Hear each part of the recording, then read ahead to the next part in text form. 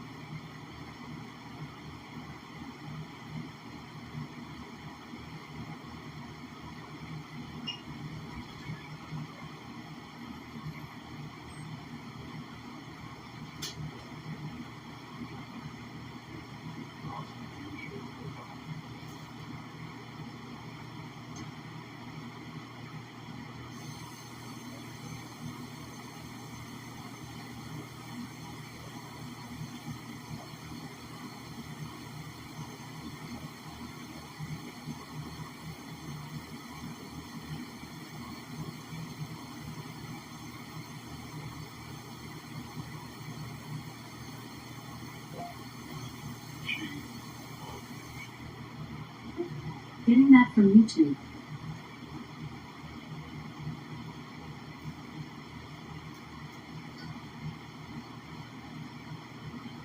The rules have changed.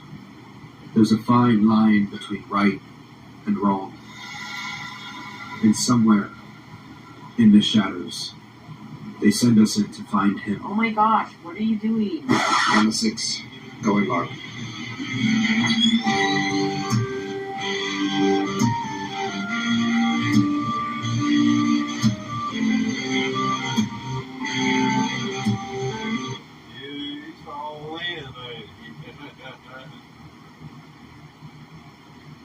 That's cool.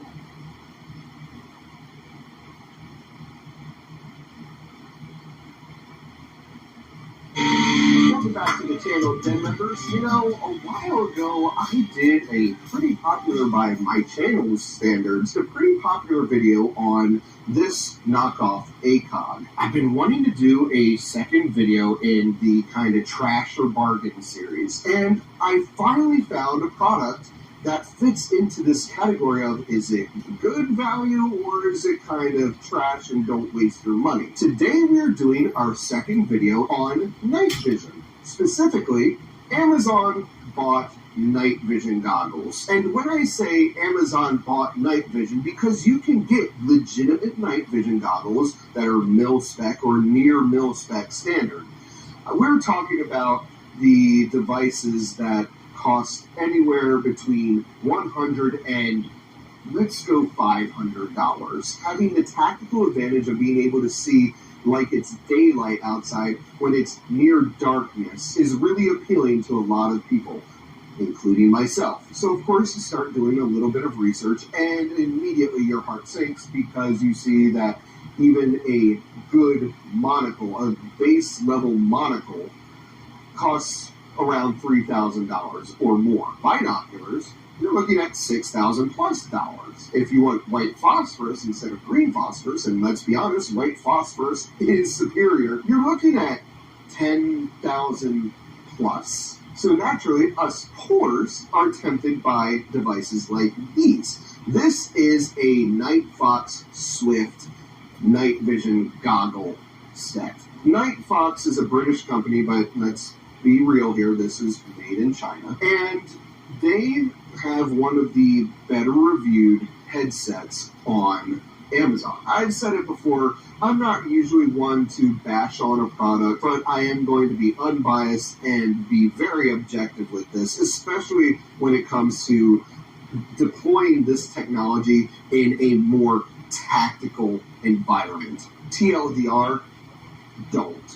This headset, these night vision goggles, are not true night vision goggle technology, at least not in the way that the military uses. This device consists of a camera with infrared capable technology in it and 2 infrared lights. As I'm editing this video, I can already hear the potential comment saying, those aren't infrared lights and you can't see infrared. They are infrared emitters.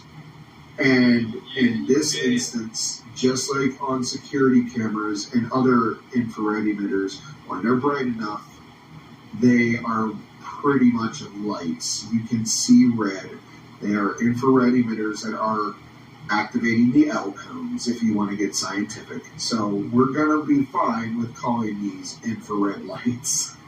On the back, then, you have a little LCD screen. When I originally purchased it, I swear I saw somewhere that the display was 1080p, but I haven't been able to find that since, and honestly, the pixelation on the screen doesn't feel like 1080p. So essentially, this boils down to an infrared camera with infrared lights with an LCD display. All of that is wrapped up in a honestly well-constructed plastic casing with a nice little matte finish on it. It's just a glorified mobile IR camera with a viewer. I'll give them credit for the controls. They're actually really intuitive. To turn the headset on, you just press and hold for an inordinate amount of time the power button. That will flash a little instruction thing on the screen on how to adjust the focus, which is just this little knob on the bottom of the headset. Moving on from there, you have two buttons here. The bottom one here controls the backlight, so the screen brightness. The next button up is a zoom button.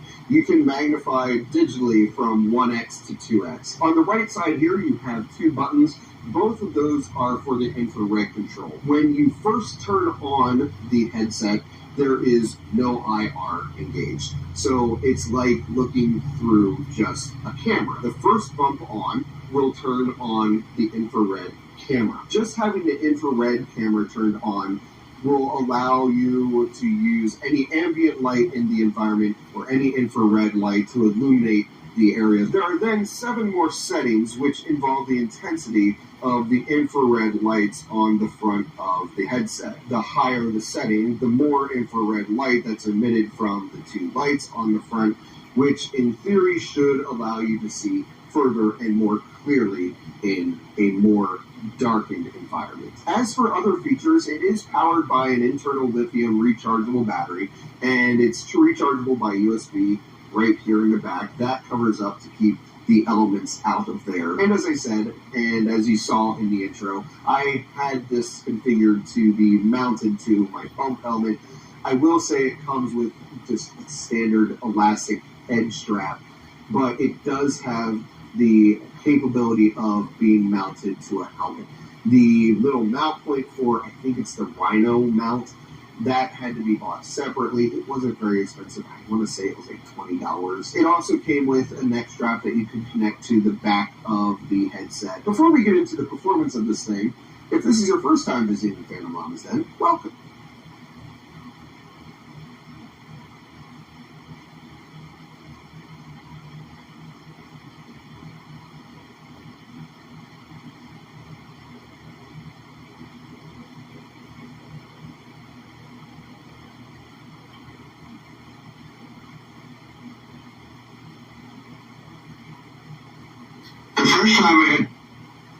The first time I had 2 things to do: run the country and survive.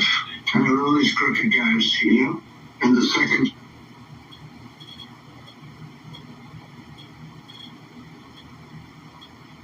time I run the country and the world, because you know it's the world I'm trying to save. That is President Trump describing the difference between his first and second term when he answered a call from an unknown number to his personal cell phone, with The Atlantic's Michael Schur on the other end. His and Ashley Parker's interview with Trump and dozens of others in his orbit is the magazine's latest cover story, marking Trump's frenetic first 100 days in office and his comeback from political death with a new confidence, ruthless efficiency, and just about nobody to tell him no. Joining us now, staff writer at The Atlantic, Michael Schur. And Michael, we're so glad to have you on this. You cold called the president bold, and he not only answered, he spoke to you after attacking you on social media, and we've just gotten the audio of some of this call. Let's listen together. Hello, is this? Hello, it's cool, right? This is Michael. Hello, is President Trump there? Who's calling? This is Michael Schur. I'm a reporter for The Atlantic. You wrote. Oh, I know who you are, Michael. I know who you are. You never write good about me, Michael. Never, ever. What? He continued to talk to you, so give us the backstory. First of all, how did this happen? Well, so we had spent, at that point, more than a month reporting among his inner circle and outer circle for this story. We had asked formally and informally whether he would give us an interview. He'd agreed to an interview. And then earlier that week had put out a True Social post after someone we still don't know who had gotten to him and warned him off talking to us, which sort of left us no option. It's not my practice to cold call principals, but he had publicly said, and he called me someone who writes lies, and he went after Ashley Parker as well. So there was really not much to lose at that point. Now, I've interviewed Trump a lot, and so when he says, I know who you are, it wasn't just that week. I mean, I've I think at that point done 6 other interviews with him. He does know who I am. And it was a little awkward beginning. I wasn't sure there was even him on the phone when he picked up. But But we spoke for a little more than 20 minutes there, and it was a really productive, useful interview that became the backbone of the piece. And then later on, we had more phone exchanges that weren't successful, and then last week he invited us into the Oval Office to sort of round out the story. Well, it's a heck of a huge story, but let's get into the details here. Unlike his first term, it seems everybody in Trump's orbit is on the same page and that he's enjoying himself. How is that affecting the overall energy this term? Yeah, so Biden and Harris used to run ads during last year's campaign about how different and, in their words, more dangerous a second Trump term would be. And I think from a Democratic point of view, they were understating the case. Trump had come back from an enormous deficit. If you remember, the weeks after January 6th, you have a number of Republicans in the Senate voting to convict him after his impeachment. You have social media companies banning him, corporate America shunning him, the golf tournaments turning away from his golf courses. And he was able, and we all know the story, we all lived through it, to regain the presidency. And I think that has emboldened him. If he could take those blows and come back, he kind of feels like, and not to mention the assassination attempt, he kind of feels like he is able to and should do sort of the broadest ambitions of his policy. And that is, as he told us, not just to transform the country and the way the government is and the way the executive branch works, the office of the presidency, but also to really intervene in a way that American presidents recently have not in remaking the world order. And he's doing it now with a staff of people who are basically facilitating him. That's their primary role there, which is very different than the first term. Yeah, absolutely. I was going to ask you specifically on that, but you just answered that question. So let's talk about one of the strongest areas of pushback on the Trump agenda. It is the economy, with voters and markets reacting just abysmally to his moves on tariffs. Trump didn't seem to entertain calls for him to roll tariffs back yet. Here's the quote. "It always affects you a little bit," he said, "but there's no red line, no certain number at which he would feel compelled to change course." So if Trump is not listening to voters or the markets, who is he listening to? I think he would say his gut. He's had these ideas about tariffs and trade deficits, which most economists disagree with, for 30 or 40 years. Now, that question where he gave that answer, I had asked him specifically about the idea of a Trump put, like a floor on the market. We saw several weeks ago him pull back from his tariff announcements when the bond markets started to go haywire and when the equity markets fell. And the question is, and I've heard other Wall Street analysts talk about this, if we get to a point where there's another dramatic move in the bond market where it's very clear that a recession is being caused by his tariff policy, does he just pull back further? And that was the question I put to him. And he wasn't willing to entertain that. He said, no, markets are just a small factor in the broader discussion. He's argued that he has the upper hand. I don't think it's entirely clear that he has the upper hand in the negotiations right now, but we'll find out over the next couple months. I have to ask you this last question because you asked him about the rumors that he'd instructed the DOJ to look into a potential 2028 run. Trump told you it's not something he's looking into, but the Trump Organization has started selling Trump 2028 hats. So is this more of Trump, having fun, making money off of it, or is this serious? I mean, is it shtick or is it serious? I think it is largely shtick. If you read his words when we asked him that question, he was sort of chuckling to himself about what a huge deal it would be to go so obviously against the plain language of the 22nd Amendment. Now, he does not rule it out completely, and that's sort of the kernel here. But there are a lot of strategic reasons for him to do that. I don't think we can say 100% he's not going to pursue this. But he could pretend like it's an option as a way of increasing his power in the Republican primary going into 2028 once he's a lame duck after the midterms. But he was clearly signaling that it wasn't something he was pursuing. And like you said, we had heard this rumor that there had been a request for some sort of formal legal opinion. And he said, point of fact, no, that's not something he was seeking. Heck of an interview. As I said, Michael Sherrill, thank you so much. Everyone should be reading it. Thanks for your time.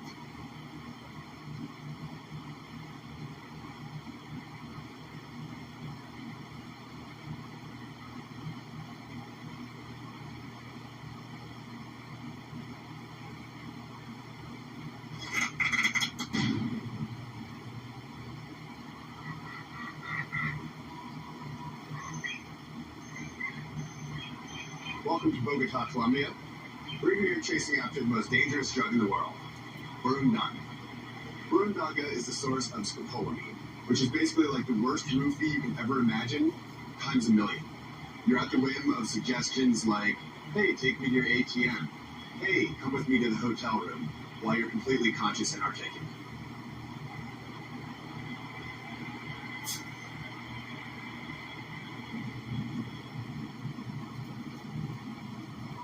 Apparently there's a lot of different parts of the plant that are a bit dangerous, possibly a bit fun, depending on what you're into.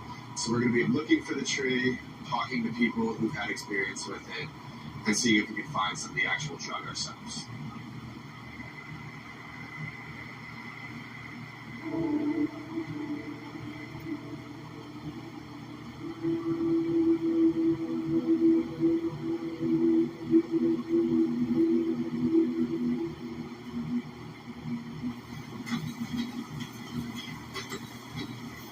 So the deal with burundanga is that it pretty much eliminates your free will.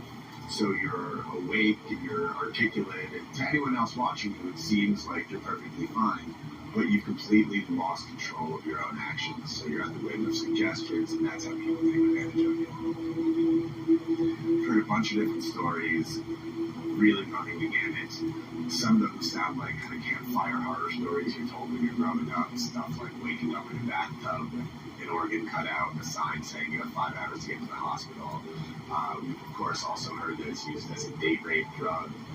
We heard one particularly chilling story where a guy was taken back to his apartment, woke up the next morning in an empty apartment, completely confused as to what happened. Went down, said to his doorman, why is my apartment empty? What happened? The doorman said, well, you brought it out with 3 of your friends last night, all your stuff, you loaded it into a van. And the guy was like, why in the hell would you let me do that? And he was like, because you told me to. So that's kind of the stuff we're dealing with here. Complete elimination of free will while still acting, which is pretty much the scariest shit you can imagine.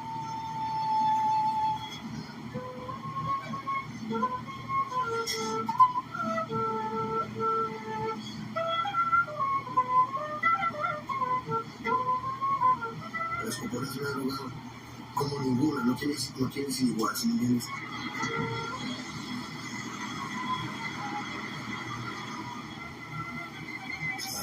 Tú coges con un soplo así, por ejemplo, tú estás aquí caminando y de repente, o sea, tú vas de espalda, o una pinta caminando acá, y yo me paso por aquí. Le hago así nomás con eso, nomás con ese destello. El man ya queda burundangueado. Tú esperas cuando ya tú ves el efecto, es que el man empieza como a medio tarde, entonces ya tú eres dueño total del man. Entonces tú lo coges, lo encanas y tú te lo llevas para donde tú quieras, parece un niño. Y tú te llevas a tu casa, saca tu chequera, dame tus cuentas de ahorros, tu número de tu tarjeta y tal. Y así, si te pasas de dosis, corre peligro de que la persona se muera. Colombia is basically fucked. In the longest running guerrilla war in all of Latin America. They've essentially been in civil war for 60 years, and really, if you think about it, they've never not been at war since they gained their own independence. Other fun facts about Colombia, definitely not from border tourism, include the fact that 1 in every 3 kidnappings in the world are right here in Colombia. And, as we all know, it's the cocaine capital of the universe. Un gramo de escopola es un gramo de perico, la misma maricada, porque tiene la misma densidad en peso y en presentación, ¿sí me entiendes cómo es? Pero tú con un gramo puedes matar hasta 10, 15 personas, matar. Por eso es tan extremadamente delicado, no se consigue. Y la información, porque yo sí sé dónde se consigue, porque yo sí sé dónde se consigue todo. Now, the borracho tree, which, by the way, roughly translates to drunken binge tree, is indigenous to the northern Andean region. That includes Colombia, Ecuador, Venezuela. But the scopolamine is really only used by the criminal element here in Colombia. Que por aquí hay, por aquí tiene que haber un niño sin punto cuidadoso, ¿no? ¿No viste que hay al lado de César hay una? Sí, al lado de César hay un árbol. Aquí es el silvestre. So despite the insane homicide rates, the kidnapping, the narco trafficking, civil unrest, and everything else going on here in Colombia, You can't seem to find a Colombian who's more scared of anything than falling asleep under the borrachera.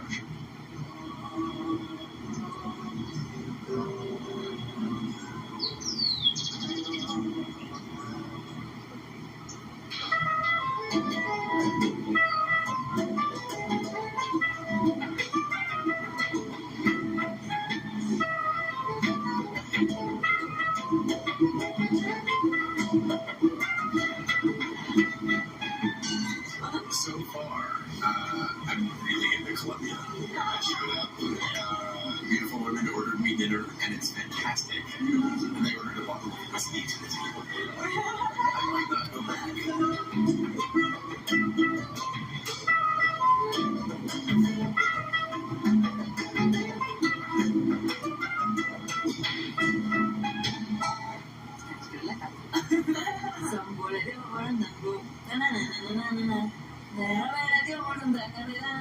Let's each other's business. There's a song with it. I don't know why, but no.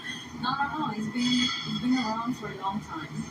So it's not something that is popularly done here. No, everybody has. No. We have cocaine. We have cocaine. We have grass. We have wheat. What burundanga? What? Everybody is aware. Like, todo el mundo tiene cuidado del campo. You know, it's like you cannot control it at all. You don't need it in your cup or no, just to smell it. To smell it.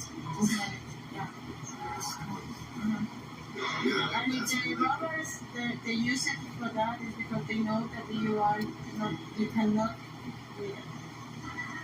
Or a paper.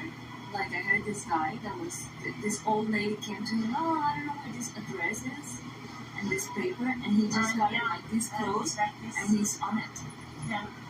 So this guy was like very crazy. He was like walking in the hospital like really lost.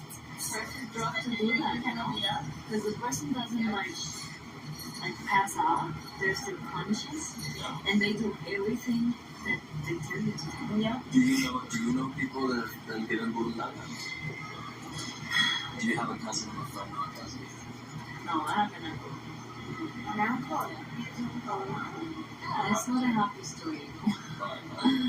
But he was a taxi cab driver, and they use this thing. Yeah. I don't know the whole story exactly, but it was his last trip. Okay. Se llama floripondio. Su nombre científico es datura. De ahí se saca la escopolamina, pero también se le dice borrachero y se dice la planta del diablo aquí en Colombia.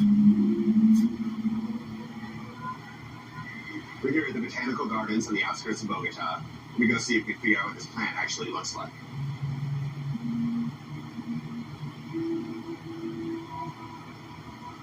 Those right there are the flowers that we've heard a lot about. You can kind of put those in a tea and you'll hallucinate. And you can also take the root down there, put that in the tea, and again, you'll hallucinate. And then there's the cacao, which kind of looks like the mini coconut of sorts that has the seeds inside. Me comí pepino y medio. Duré 17 días viajando con otro parcero. Mi parcero se quedó en el viaje. El hermano hoy en día anda así en la calle. Yo no sé en qué viaje pasar y quedaría, hermano. Un choque, digo, tú te quedas en el viaje. Pero hermano, anda por la calle así. El mami ya detrás de la mano. El hermano anda así. Hermano, quién sabe en qué viaje se quedaría, marica, weón.